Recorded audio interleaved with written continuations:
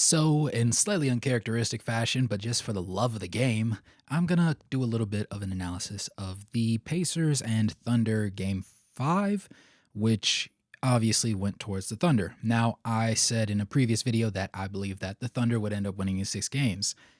That was more so something that I'll touch on my reasoning. I guess I never really explained it at length, though I said more or less there was just more firepower on their side, and defensively I just trust them a little more. The biggest difference was shown in the way that I guess Tyrese Haliburton ended up playing in game 5, which showcases a lot of the things that, or one of his greatest strengths, but also one of his greatest weaknesses. If you're new to the channel, it's your boy Ray Hoops. Go ahead and smash that like button, subscribe, and turn on post notifications for more basketball content. And as always, let's go ahead and get into this one.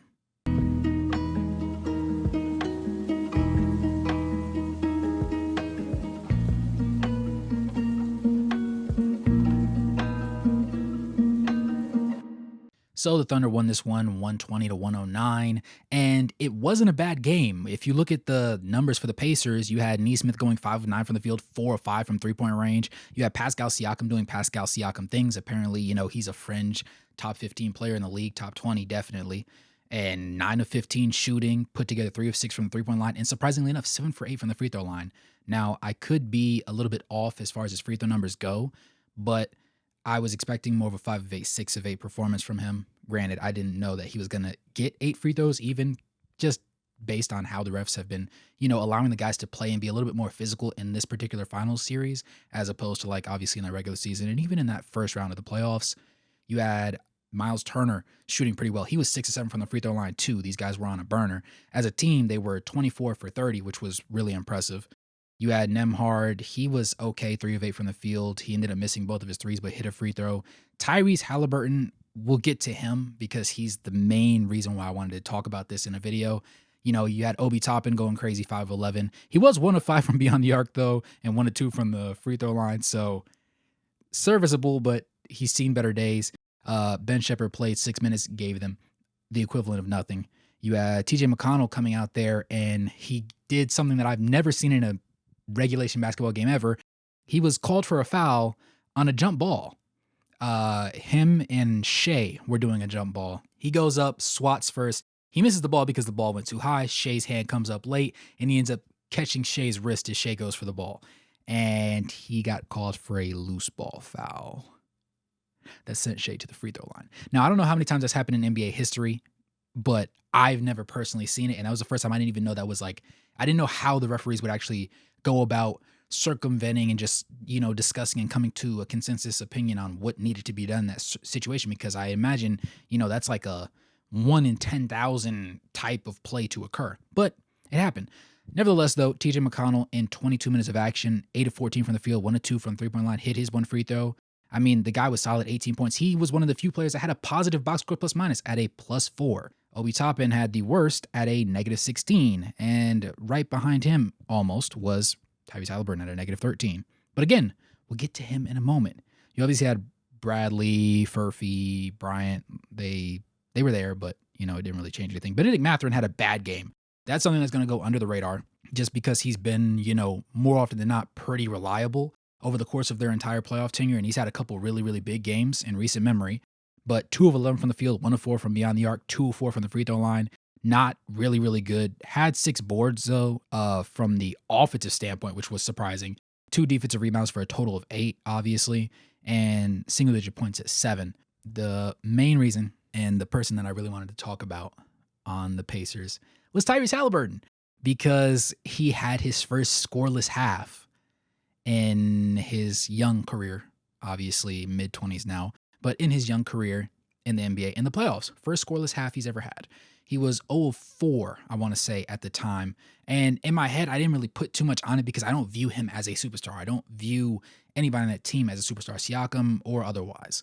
But I do respect what Tyrese is as a playmaker and as a player in the game. When you think of a point guard, you really want your Chris Paul type of guards when you think of like pure point, or as close as you can get to it in today's game while still being effective and being a scorer. Yes, you have games where, he's going to go out there and Tyrese Haliburton is going to give you 20, 25, maybe even close to 30, maybe even 30. but he's also been capable of allowing his team to win and setting guys up to succeed in games where he's had 14 or 15 points and they still either lose a really close one or end up winning one off a buzzer beater that either he hits or just by a tight margin of victory. So it's one of those things where they win by committee. They have the power of friendship on their side. Obviously, a lot of people like to say it's dark magic and everything. It's just good ball. It's Rick Carlisle also at the helm of the coaching staff. So there's some interesting caveats that you could take going that way. But nevertheless, Tyrese Haliburton in this one 0 of 6 in 34 minutes. 0 of 4 from beyond the arc, 4 of 4 from the free throw line. So he didn't go completely scoreless, but he did not hit a field goal at all in this game. He did have 7 rebounds. He had 6 assists, but he also had 3 turnovers. Now, overall, this, I want to say, in the finals has been the lowest number of turnovers that he's had in a game. I think he might have doubled.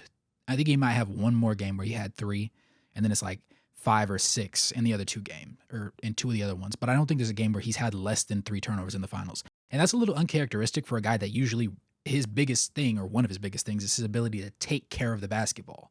And he's not a really big gambler. I'm a gambling man myself. I love good defense. I love when guys, not always when they gamble for steals. There's a limit. There's understanding what's going on offense and knowing when it's acceptable for you to gamble a little bit because your team can afford to, cover your backside, as opposed to just diving for a ball that's not loose, that isn't going to end up going your way just because you don't actually want to play defense on the possession, and then you get blown by and now it's a bucket and your team's struggling and you're probably going to get pulled from the game unless you really, really matter, in which case I guess your coach just has to put up with it. At all levels of basketball, obviously, it's, it happens. But with Tyrese Haliburton, it was interesting today because, like I said, he only took 6 shots. He was 0 of 6. And the reason why it's really, really good that we don't view him as a superstar, so to speak, is because he would get crucified for only taking 6 shots. In essence, for some people, they would say, oh, he wasn't involved enough offensively, but he had more than 5 assists. Granted, he did have 3 turnovers, but it's not as if he's being risque with his ball placement, where he's turning the ball over, trying to do something different. He's just running the systems, giving his team an opportunity to make the correct play. And like I said, Benedict Mathurin today, 2 of 11 from the field. So when you have him going bad and he's taking up a substantial number of shots, and then you have Tyrese Haliburton hitting no field goals whatsoever, yes, Pascal Siakam can do stuff. Yes, Miles Turner can do stuff. Yes, all the other guys, Nemhard and whatnot, they can all step up, TJ McConnell. But at the end of the day, you can't have too many missing parts and still expect to complete the puzzle. That's just not how the numbers end up working out. And in the world, and the main reason why I ended up picking the Thunder over the Pacers, yes, even if you sit there and say both teams defensively, you trust both sides. I trust the Thunder a little bit more just because of their wing depth and whatnot. But let's say you trust both sides equally, and you say offensively they're both using the power of friendship. And Chet hasn't been hot in the finals. He's been struggling a lot shooting the ball. He's been good defensively. He's been great defensively, low key, but nobody's going to talk about that because a lot of those metrics and a lot of stuff that he does is an eye test thing. It's not a, we were watching the game, now we see it on the stat sheet. It's not one of those things. At the same time, for me, the Thunder win because Shea is going to be the difference maker between him and Tyrese Haliburton. Those are the 2 X factors.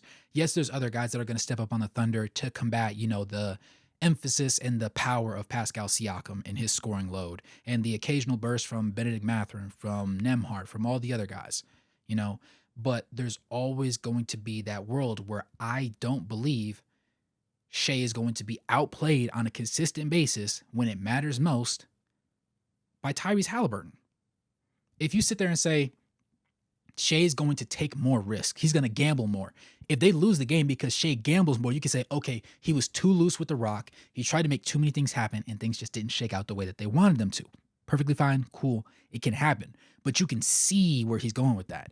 Tyrese Haliburton is kind of like there's a box that he's in and he stays within the box.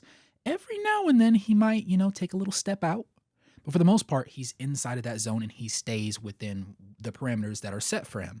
And that can be great because you always know what you can expect from him. However, the consequence is you also know what you cannot expect from him. And that's the random superb games that you'll see from Shai Gilgeous-Alexander. Consistently, you think that there's going to be somebody on the Pacers that goes off. For the Thunder, you say Shai's going to go off, and then so-and-so or so-and-so may end up stepping up to the plate and assisting him in that matter. But the fact is, you always anticipate that Shea is going to give you high 20s. You think he's going to give you 25 at the lowest, right? He might have a couple of games lower than that, but usually if they win that game, there's other guys that stepped up and also had 20 balls. But when you look at the comparison between him and Tyrese Haliburton is definitely a better playmaker. A lot of people sit there and say Shea's a glorified two guard that plays point guard. Okay, cool, whatever, if that's how you feel. He's just a scoring one guard. But we saw a lot more actions between him and J-Dub with J-Dub as a screener, getting them both the opportunities to get buckets and assists to each other, which doesn't really happen as much as most people would assume it should happen.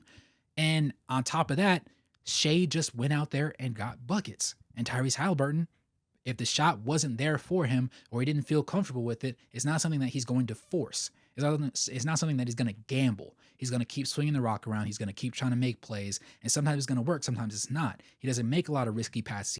There's not going to be a large number of difficult instances where he tries to force a pass or tries to make something happen out of nothing. You give him air, he's not going to turn it into liquid gold. It's not in his bag to do. And maybe it is, but we just haven't seen it really. Now, with that in mind, the bigger thing that I see from Tyrese Haliburton that I want to see going forward is if you're going to have games where you're going to have 3 turnovers, 4 turnovers, 5 turnovers, even I think one game, I'm pretty sure he had 6 turnovers.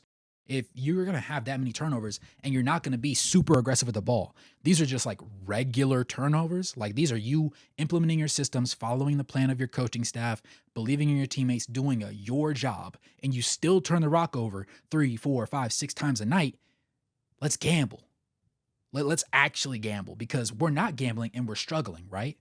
So let's take a shot in the dark and see what happens. Because if we're going to end up in a world where we're turning the ball over that much and we are the primary ball handler, we are the centerpiece, we are the thing that makes sure the ball goes to where it needs to go to. And obviously other guys help playmaking and whatnot, but it's Tyrese Haliburton's show and Pascal Siakam shows up and shows out naturally. And then you have other compatriots that end up coming out there and getting the job done.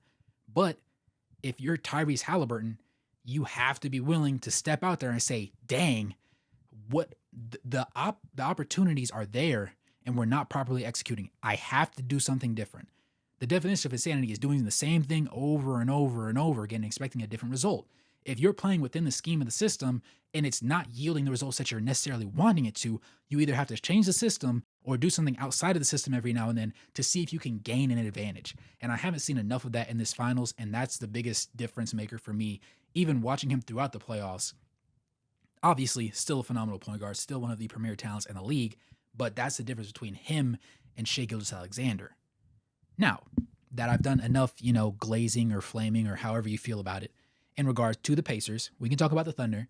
And, as the saying goes, guys that are on the bench and guys that are just mediocre role players play better when the home crowd's around.